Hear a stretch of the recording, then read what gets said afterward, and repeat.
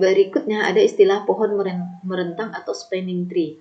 Nah, definisinya adalah sebagai berikut. Misalkan G itu adalah graf sederhana, maka spanning tree atau pohon merentang dari graf G adalah subgraf dari graf G yang merupakan suatu pohon dan mengandung setiap titik yang ada pada graf G itu sendiri.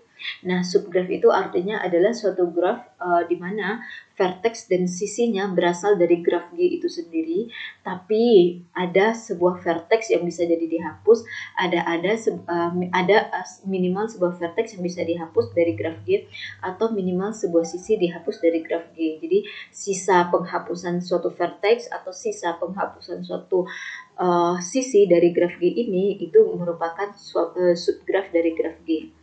Kemudian kalau spanning tree atau pohon merentang adalah graf yang merupakan subgraf dari graf G, merupakan suatu pohon dan mengandung setiap vertex yang ada di dalam graf G. Jadi kalau spanning tree atau pohon merentang, dia harus mengandung setiap vertex yang ada di dalam graf G.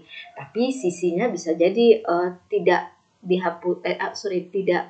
semuanya muncul dalam spanning tree, karena ingat bisa jadi graf G-nya itu adalah suatu di dalamnya ada sirkuit, tapi untuk pohon merentangnya ya kita hapuslah beberapa sisinya sedemikian sehingga dia menjadi suatu pohon. Nah, itulah spanning tree. Nah, kita lihat ilustrasinya nanti. Saya langsung ke ilustrasinya saja. Misalkan ini adalah suatu graf.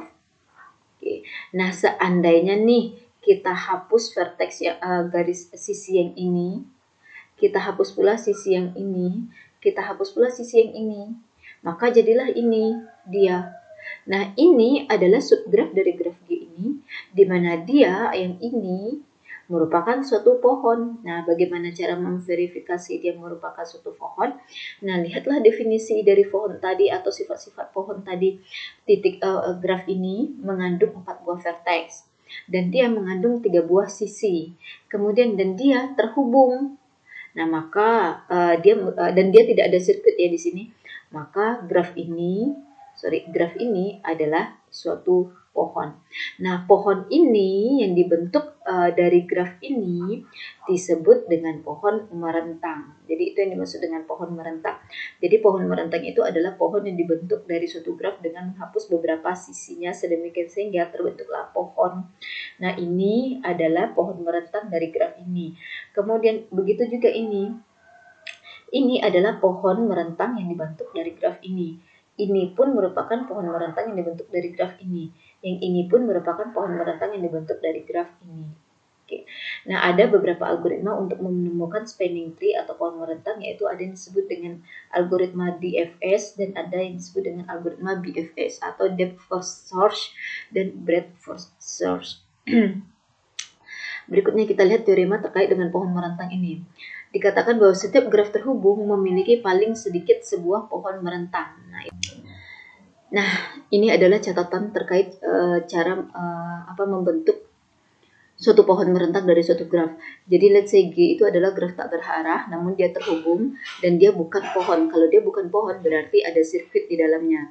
Maka graf G itu dapat diubah jadi pohon, yaitu dengan cara memutuskan sirkuit-sirkuit yang ada sehingga terbentuklah suatu pohon. Nah, pohon yang terbentuk itulah yang disebut dengan pohon merentang.